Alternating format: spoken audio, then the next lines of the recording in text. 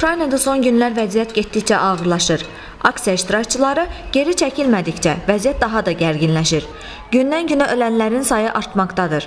Bu məsələ ilə bağlı politoloq rəy almaq istədik və müsahibimiz Ərəstun Oruclu maraqlı fikirlər səsləndirdi. Ukraynada baş verənlər cəmiyyətdə son illər yığılmış problemlərin təzahürüdür. Çünki mən güman eləmirəm ki, məsələn, Maydanda toplaşan 300-500 min, 1 milyon insan sözün həqiqi mənasında tam şəkildə anlayır ki, Ukraynanın Avropa inteqrasiyası nə deməkdir və yaxud ki, Ukraynanın Rusiya birlikdə olması deməkdir. Amma onlar bir şey bilir. Onlar bilir ki, Ukraynada ciddi sosial problemlər var. Ukraynada korrupsiya Yanukoviçin prezidentlik illərində kəskin şəkildə artır. Belə hət Ukraynada hüquq və azadlıqların durmadan məhdudlaşdırılması başlanır. Və əslində etiraz budur.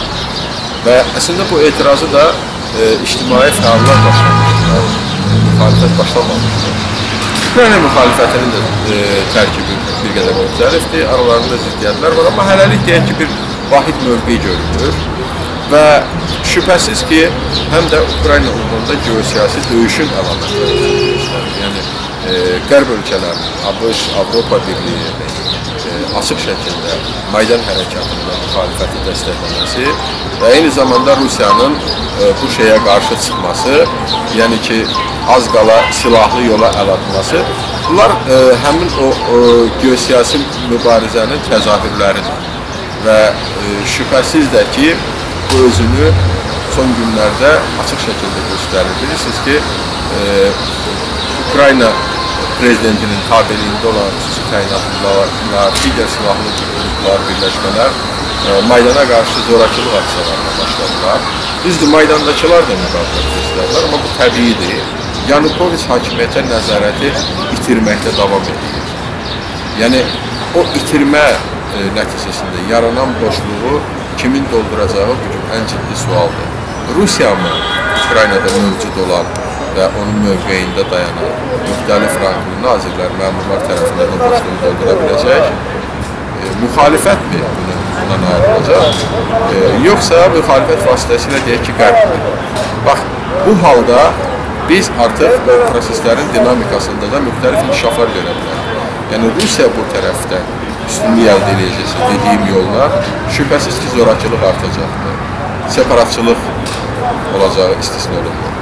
Amma hər halda bugün bir fakt ortadadır və bu fakt ondan ibarətdir ki, Ukrayna xalqı çox mübariz xalqdır və o öz mübarizə əzmindən çəkinir, heç nəyə baxmır. Azərbaycan bayrağı dalğalandırılıb Ukraynada. Yəni, bir yerdən müşahidə olunmayıb, bu bir neçə yerdən. Yəni, sizcə bu nədən irəli gəlir? Azərbaycanlıların Ukraynada bayraq qaldırması nəyə işarədir? Bunun çox mənası var. Birinci, oradakı Azərbaycanlıların bir hissəsinin ən azı Ukraynadakı Euromaydan hərəkatına dəstəyin ifadəsidir. Digər tərəfdən Azərbaycanın da Avropa inteqrasiyasının istəyinə işarədir. Yəni, o insanlar ən azı Azərbaycanı Avropa inteqrasiya olunmuş görürlər. Digər tərəfdən ola bilər ki, bu Azərbaycan diasporasının, Ukraynadakı Azərbaycan diasporasının, bilirsiniz ki, o isə rəsmi olaraq Bakıdan idarə olunan bir qurumdur. Son açıqlamasıdır, yəni buna etirazdır. Çünki o açıqlamada birbaşa Azərbaycan diasporası adından bəyanat verildi ki, Yanukoviç dəstəklənir və müxalifətin davranışı Euromaydan hərəkatı pisləndi. Mən isə bilirəm ki, bu çox düşünülməmiş, savadsız və məsuliyyətsiz bəyanatdır. Çünki məlum deyil sabahda baş verəcək və ən azı Azərbaycanlılar kütləvi şəkildə Yanukoviç hakimiyyətini dəstəkləyərlərsə, sabahki gün situasiya dəyişiklikdə olar, diskriminasiya unutmayaq ki, Ukraynadakı müxalifətin böyük bir hissəsi həm də siyasi baxışlarına görə millətçi müxalifət və ona rəvac vermək lazım deyil. Bu səbəbdən də mən düşünürəm ki, xoşbəxtlikdən orada Azərbaycan bayrağı qaldıranlar da var. Deməli, bu yaxşı əlamətdir. Ukraynada baş verən hadisələrdən sonra sizcə, yəni bunu izləyən Azərbaycanda nəsə dəyişiklik ola bilər? Ayağa qalxa bilər xalq? Xalq ayağa qalxa bilər, bilməz, bu situasiya bağlı məsələdir. Əgər xatirinizdirsə, müsahibənin əvvəlində mən dedim ki, xalqın qalxmasının çox obyektiv səbəbləri var. Əlbəttə, Ukraynadakı yoxsulluq, deyək ki, Azərbaycandakından fərqlənir strukturuna görə. Ukraynadakı hakimiyyət də Azərbaycandakindən fərqlənir. Bilirsiniz ki, Ukrayna hakimiyyəti ən azı sərbəst toplaşma azadlığını təmin elədi. Əlbəttə, mən demək istəmirəm ki, o xoş məramı səbəbindən bunu təmin elədi. Görünür, burada bir adekvat reaksiya amili də nəzərə alınır ki, qadağan edərsə, müxalifət nələrə əl ata bilər. Azərbaycanda isə vəziyyət bir qədər fərqlidir bu məsələdə. Yəni, Azərbaycanda bugün cəmiyyət, hakimiyyət balansı Ukraynadakı kimi deyil.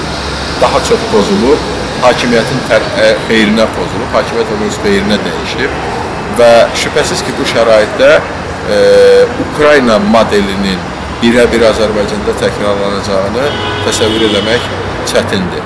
Amma eyni zamanda düşünmək ki, bugün hakimiyyətin siyasətində yol verdiyi qüsurlar, onun xarici siyasət seçimindəki yanlışlıqlar, daha doğrusu o seçimi eləməməsi və Azərbaycanı təcrid olunmuş vəziyyətdə saxlaması belə sakit sükutla da üstündən keçiriləcək məsələlərdir. Təbii ki, reaksiya olacaq. Nə vaxt olacaq, onun üçün demək, dediyim kimi çətindir. Hər şey ona bağlıdır ki, hakimiyyət harda, nə zaman və hansı miqyasda kobud səhvə yol verəcək cəmiyyətə.